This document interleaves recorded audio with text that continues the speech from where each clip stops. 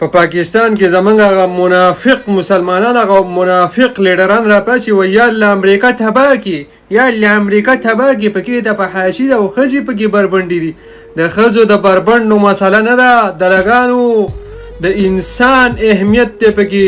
چرته په یورپ کې یو سپی په سمندر کې په دغه کې پساو شي په سیلاب کې، هغه بچ کوي د انسان زندگی بچ کا. الله پاک وایي چې تا د یو انسان زندگی بچ کړه، ټول انسانیت زندگی دی بچ کړه. یو انسان درنه بے ګناه لاړو دغه شان دی نو تا ټول انسانیت چې کوم دی بے ګناه دی قتل کړو.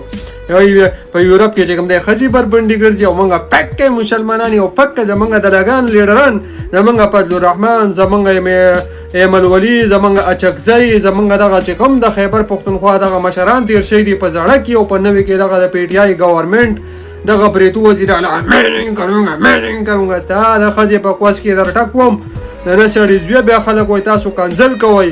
کنځل به نه کوو، د دیو په ښځو غینو منډم. دیو خیبر پختونخوا کې د 14 کالو حکومت دی زمونږ د پی ټی آی او زړه یې راسخه که دغه دلګان هغه مخکې چې کوم د دلګان حکومت تیر شوی دی یو هلیکاپټر پکې نشتي او دا د نه سړي زامن ځي دغه ظالم جابر دغه والا ځي خپل هغه ټرمپ ناجایزه پلار چې د دیو په مور باندې خطر دی هغه د امن له نوبل انعام ورکوي. بیا وایي یاله امریکا تباه کړي. په امریکا کې ښځې بربنډې دي، په امریکا کې ښځې بربنډې مسله نه ده، هلته انسانیت ته انسانیت. دلته تاسو هر څه بربنډ کړو.